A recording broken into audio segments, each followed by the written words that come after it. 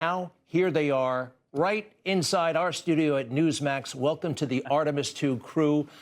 Reid Wiseman, Victor Glover, Christina Koch, and Jeremy Hansen. It's just a thrill to be in your presence. How you guys doing? We're doing great. We're doing great. Thanks. Yeah? Thanks for having us. Does it feel normal yet? Does it feel like, are you back? You know, no? Is it not normal?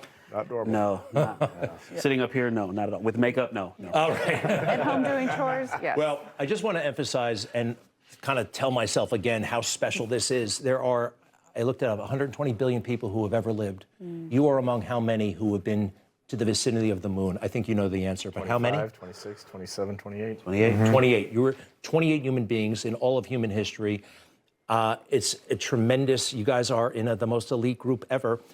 How do you look at the moon these days? How do you look at it? Has it changed the way you look at the moon? Absolutely. The moon is like, it's always been a part of us. It's the thing that when you were a kid growing up and your friend was on a different continent or your brother's off at college or something, you know, we were looking at the same moon. And now we've looked at a part of the moon that you don't normally get to see. We've looked at 18% of the far side. No human eyes have ever looked down on Oriental Basin and some of the craters that we studied and saw on the far side. And now when we look at the moon, we know what's around that left corner. And it's pretty wild to think about that. And you're the only ones. I mean, there are only, I think, 3, 4 astronauts from Apollo still with us, thank God, you know, Legends. Buzz Aldrin and the rest. I have to tell you, we were so thrilled, but when I heard about the burn, right, there was a burning smell inside the space capsule, I got very nervous. I didn't know the toilet aspect of it, but when you first smelled a burning sensation, I thought bad things. I'm curious about your reaction, Jeremy, first. Yeah, it just kind of stops you in your tracks, and you know you need to start talking about this and get a second opinion, see if anyone else smells this. And as soon as I opened up the door to the toilet, I asked them, and they're like, yeah, we're smelling that too. And we just hadn't had that signature in the capsule up until that point. And so we kicked into our training, but as it turns out, it was an unknown source. So we get lucky sometimes. And is that like in the book? Like, is that a scenario that, you know, suspicious odor, do this? Is it? Actually, yes. Yeah. Yes. It is. And if it's a burning sensation, you didn't, I take it nobody panicked. No, nobody got too nervous. It was uncomfortable. We asked some questions. Yeah. We got the ground involved. But like Jeremy said, it turned out to actually be something that after some time, they said they sensed this on the ground as well. And so maybe they told us before and we just didn't remember, but it was something that had been observed on the ground in processing. Christina, I don't think a lot of people understand that the spaceship at some point falls to the moon. Gravity picks it up. You talked about that moment where you were actually under moon's gravitational pull. My first question is, does that feel like anything physically? Can you feel the gravity of the moon? Wow.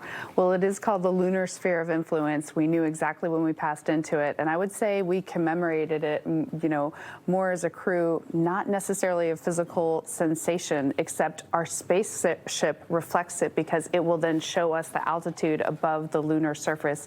And you sort of become almost lunar explorers at that moment because your point of reference is a different celestial body than it normally is. And that meant something to us.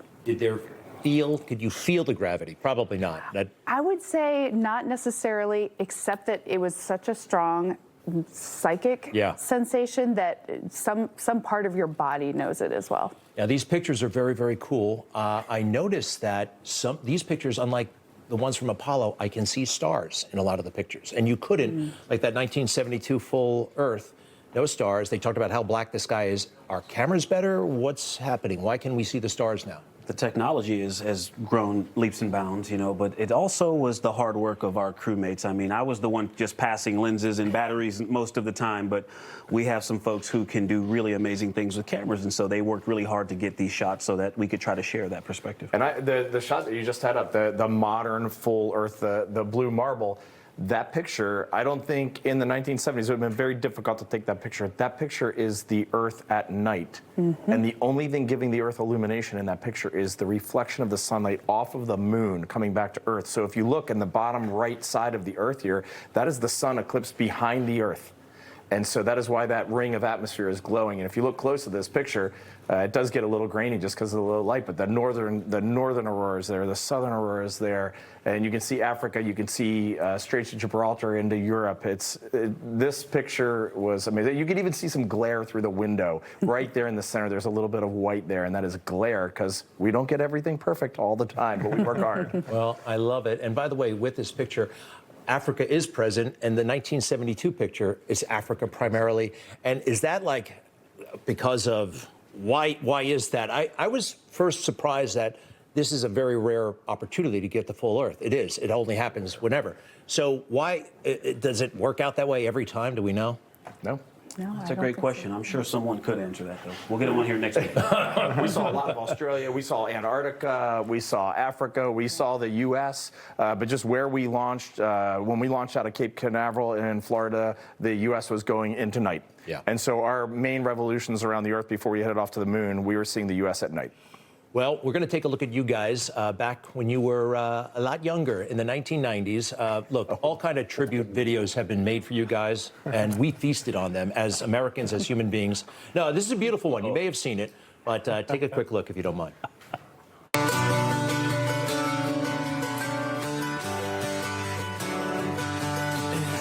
up forever to touch you, 'cause I know that you feel me somehow.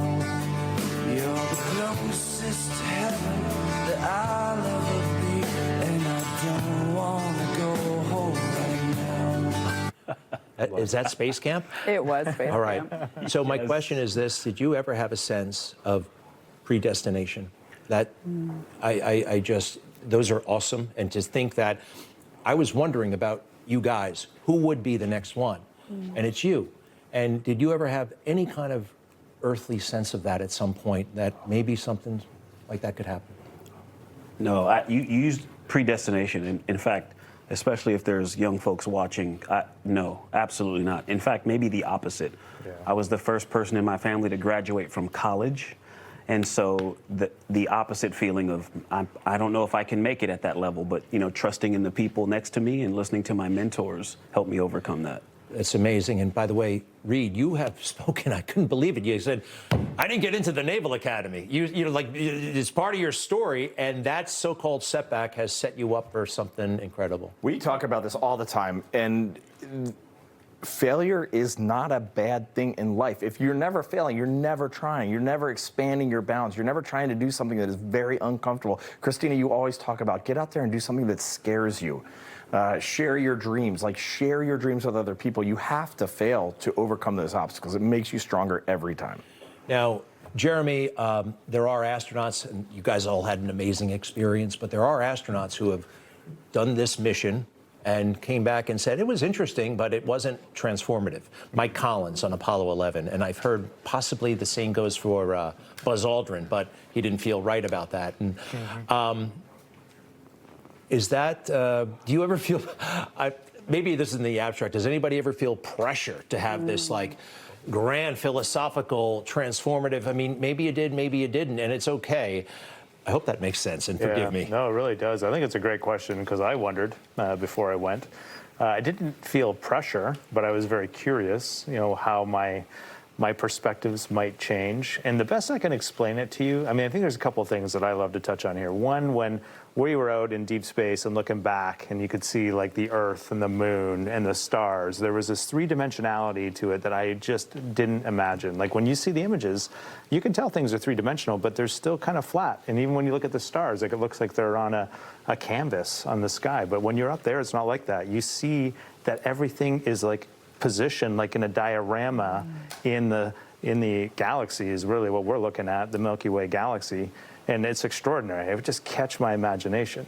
It definitely changed my perspective on that, but it didn't change my perspective on we're on this extraordinary planet. We're a group of humans that are weak as individuals but strong as a collective, and that when we set goals we can do extraordinary things. And what are we doing if we're not just lifting each other up and creating every single day?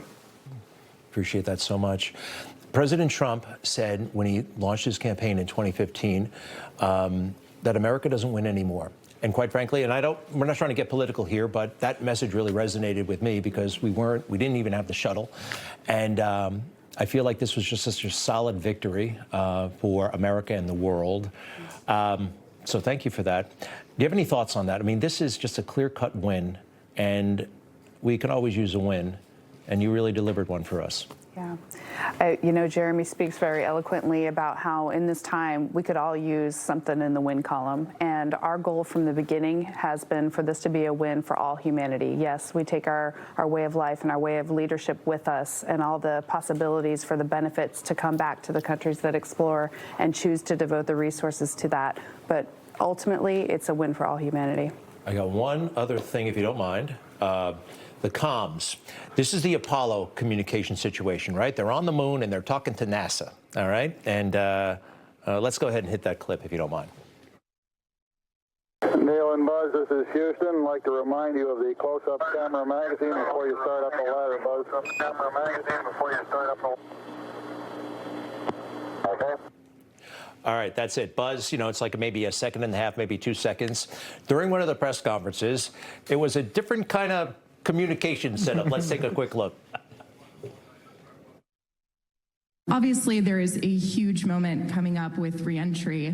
Can you describe your feelings, how you're preparing for that moment mentally and physically? And then as you prepare for the end of the journey, what are some moments that you know that you'll take with you for the rest of your life from this journey? Thank you.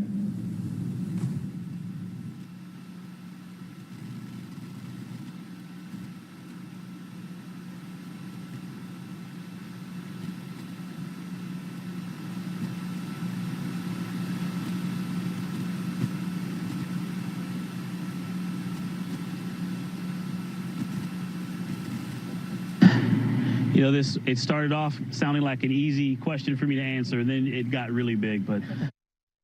And then your answer was fantastic. But all right, 55 years later, and the communications has somehow, what happened there? One piece of it is something that, it changes very slightly, but it's the distance. The distance from the Earth to the moon means communications have a delay. And so a part of that is going to always be there. Right, but the duration of the delay seemed a little bit... I have a theory that it had something to do with the PR people or something like that in the back. It had to go through some sort of switchboard or something like that. Not important, but interesting nonetheless. Well, is there anything else you want to add? Something I should be asking, but I'm just too damn starstruck to think of, literally. Gratitude. Thank you to you and your team for sharing this, and gratitude to our team. We may be the 4 people that are here at this table with you, but we are supported by such a huge team that had to not only work hard to achieve this, to dream it, to support it, to lead it, but also to make the decision to send us on this mission. Wonderful. And Victor, by the way, you spoke very movingly about faith, very powerfully. And something tells me you don't have to be in space or on the moon to do that. Know what I mean? Absolutely not. You mentioned earlier about the win. And it just, what went through my head was a scripture, but it's a scripture that's written in the halls of Congress. And Reid quotes it often, where there is no vision, the people perish. And I really love that scripture, and I think it connects a lot of the things that we've been sharing today. Well, thank you very much. Jeremy Hansen, Christina Koch, Victor Glover, and Reid Wiseman. A privilege. I once met Jack Schmidt, the last guy, and now to meet you is such an incredible. And every time I hear a song, I'm like, 1976, we weren't going to the moon. That's a problem. I love the song, but so forgive me. It's been a true privilege, and I'll never forget it. Thank you very much. Thank you for having us. Information. Truth is freedom. Is Newsmax. It's real news for real people.